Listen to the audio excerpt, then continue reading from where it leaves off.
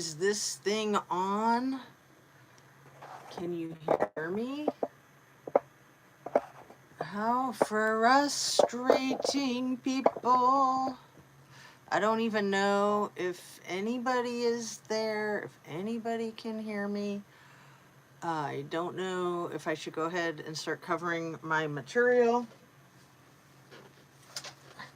I don't know if I said too much yesterday in my live. Like, it's never done the crap that it's done today. It was like the whole thing came undone. Like somebody blew up my computer or my system or something. I don't want to be all conspiracy theory paranoid. I guess I just won't talk about anything important today, right? So there's nobody here. Let me see if I can find me on here and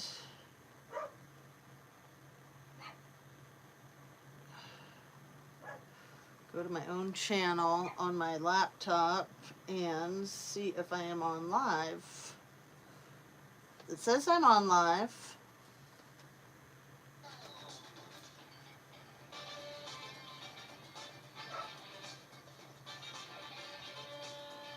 Oh, don't you just love ads? Nobody's here. Okay. There I am.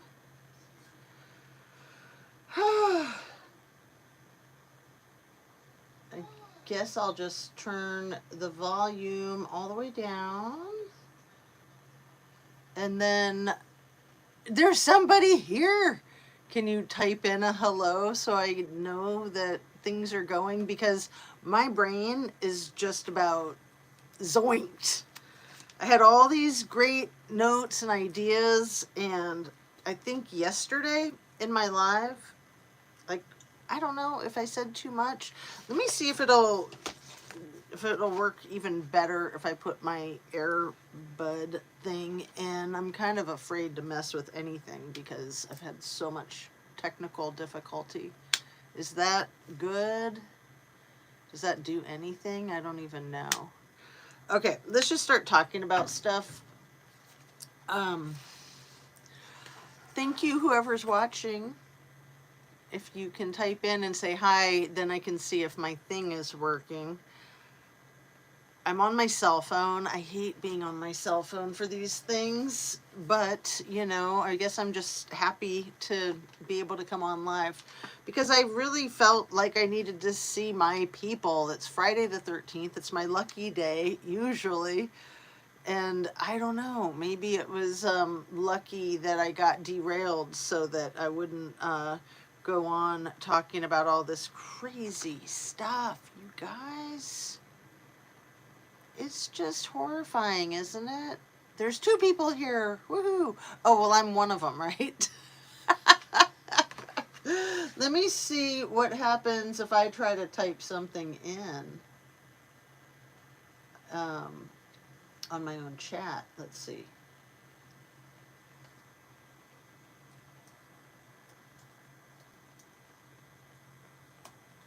Let's see, I just typed in, it's me. Okay, cool. I can see it.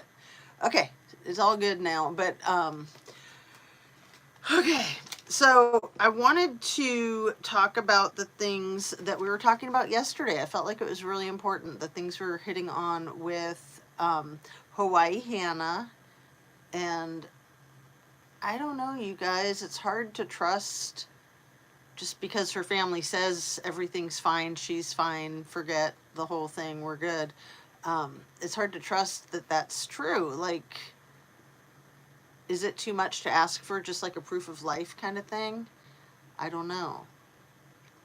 It doesn't seem like it is too much to ask for considering how things got so overblown. And man, the situation with her father, that's crazy sad. Absolutely crazy sad. But I think the timing of them saying, like, yeah, she's safe had a lot to do with Luigi. How do you say his last name? You know me, I'm always hacking names. I wrote it down so that I wouldn't hack it. Mangione, is that right? Um, so his father, no, his mother had reported him missing 2 weeks prior to the assassination of the CEO of United Healthcare. So he was living in San Francisco, I guess, and it was the San Francisco Police Department that his mom had contacted to say that she was concerned and she wanted to report him missing. That's interesting, isn't it? It's also really interesting that he had all of this stuff on him, and like they're calling it a manifesto that he had on his person when they caught him at the Mickey D's. Why is Mickey D's always a part of everything right now? Like, it's ridiculous. Like they're just trying to sell more Mickey D's, possibly, in my humble conspiracy theory opinion. You even have a picture of Luigi with a Happy Meal, like he's a little kid when he's obviously not a little kid. He's like a young adult in the photograph. Anyway, caught at the McDonald's kind of reminds me of like the Idaho 4 case with the random gas station attendant being the one to crack the code with finding the vehicle that is driving fast. It's going by rapidly, so that must be it. You know, the white Hyundai Elantra. Oh my goodness. These people. And why? Why are Luigi and Hannah both like, you know, coming from Hawaii basically? Why is Hawaii the center of it all? And speaking of which, I did notice that Brush Junkie just dropped a video interviewing a Lahaina fire survivor. So that's interesting. I'll be very interested to watch that. So there's a lot of crap going on. LeBron James just decided to bow out of professional basketball yesterday. I know JLR cracked that. He went live immediately as soon as I turned my live off. Oh, what does it say? Hello, Anna Bees. I didn't get to see the whole thing. Thank you so much for typing that in, and thank you so much for being there for every single one of them. I think this is my 5th or 6th or 7th try. I deleted all the ones that weren't coming. Sorry, somebody was trying to call me. I'm gonna have to kill them because it's one of my freaking mods. I'm going to kill her. No, I'm just kidding. Of course, I'm just so frustrated. Oh my goodness. I had all my thoughts like calm, ready to go. I was watching the latest Paula Plunder video while I was doing my last few things to get set up. So learning more about the intricacies of Madeline Soto's tragic existence and ending of her existence. And the video that Paula dropped most recently is the interview, the police interviewing one of her friends, her best friend, who was at the birthday party. So one of the last people to see her. And this was a person that she texted every morning when she woke up. So they knew something was amiss as soon as they didn't get a text from her Monday morning. And on this body cam audio that Paula's playing, it's so much noise interference. There's like a lawnmower man in the background that sounds like he's right here with the cop, like next to him, like over his shoulder with the lawnmower or whatever kind of equipment it is, like obviously some type of outdoor, super loud. And it's just like, man, you're a police officer and a little girl was red rummed. Don't you think you could talk to this guy and tell him to like not be making noise when you're interviewing her best friend, trying to get some crucial details? So it sounds like Gavin Fish and Paula Plunder are both looking down the avenue of that potentially she was knocked up at the time of her unaliving. It just really chokes me up. It makes me so sad. And I really wonder if that's not what got the ball rolling in that direction. Wanting to destroy the evidence. So let's talk about Jay-Z and maybe him wanting to destroy some evidence. So for years, people have been making waves about the 12-year-old daughter, Blue Ivy, maybe not being Beyonce's biological daughter. It's terrible. I know, Annabise. It is so sad. And it's really sad for this Blue Ivy person that people are talking about this. Like, she's had to have heard that it's all over the internet that she she looks just like, what is this woman's name? Kathy Smith? Kathy White. I'm sorry, Kathy White. That was Jay-Z's mistress, allegedly, that passed away unattended in her own apartment on September 1st of 2011. So the story, the conspiracy is that she actually gave birth to that baby a couple of days prior, like at the end of August of 2011. And then she dropped unexpectedly from a brain aneurysm, again, an unattended passing away of a healthy 28-year-old woman.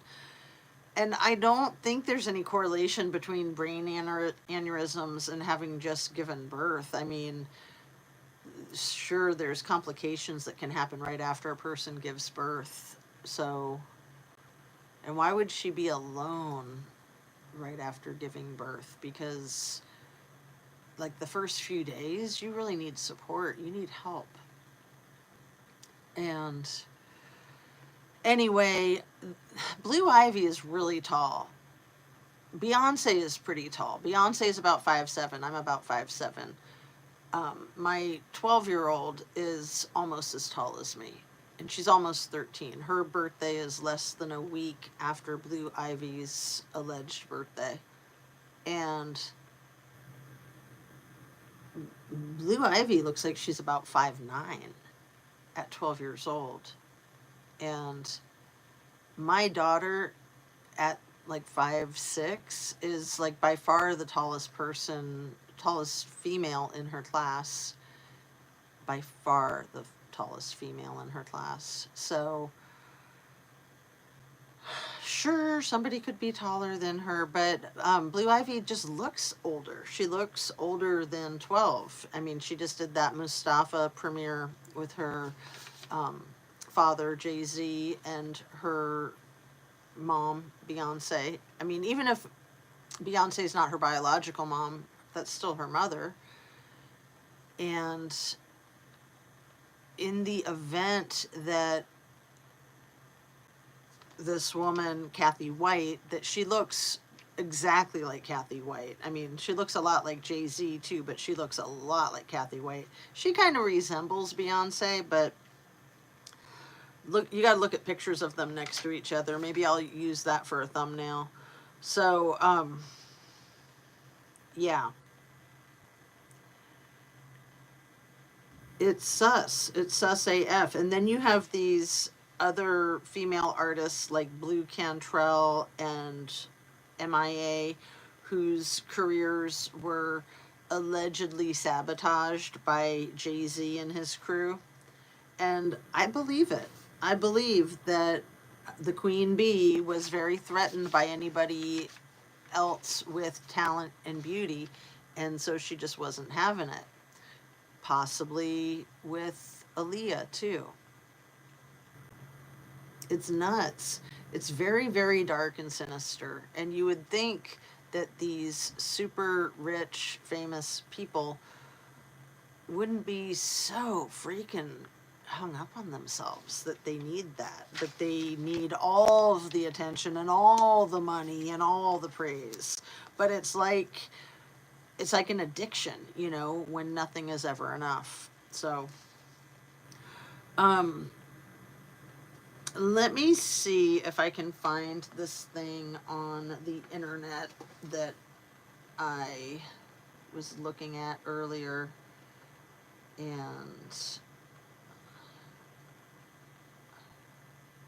I'm going to go under my history.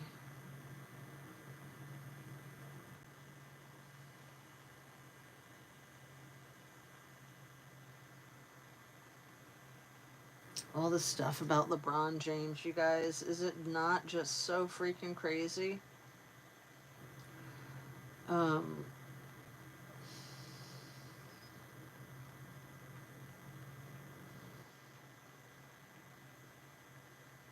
so yeah, Beyonce knows Kathy White's truth. Blue Ivy could have been Kathy White's child. Um, there's a lot of videos about this, you guys. And then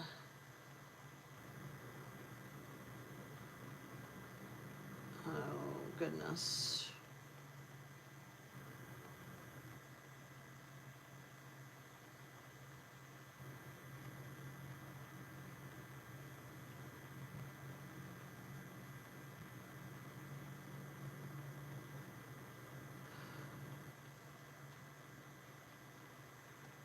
I gotta find this. I'm sorry for the dead air time, you guys.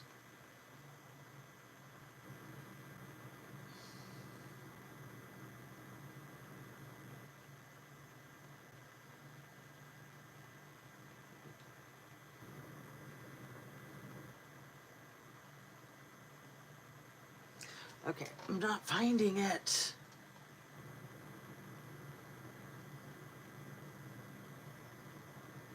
I guess I just gotta stop. I gotta give up. I've only got 2 people watching, and one of them's not me. I turned that off on my laptop. Anyway, so Jay-Z tried to get custody of the son of his, and it was an article that I was looking at. Let's see if I can pull it up again.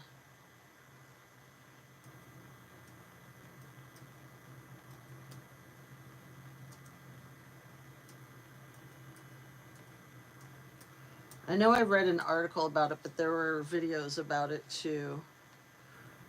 And this is it. Here we go. Yeah, this just happened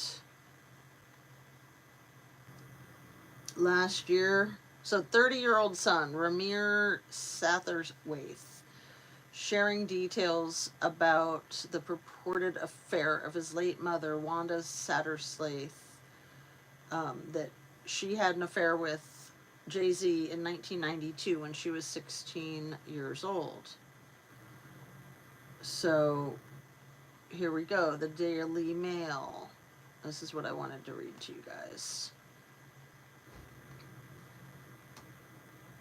All right, here, and this is brand new, December 13th. This is today. Jay-Z is facing, I'll put a link to this in the description.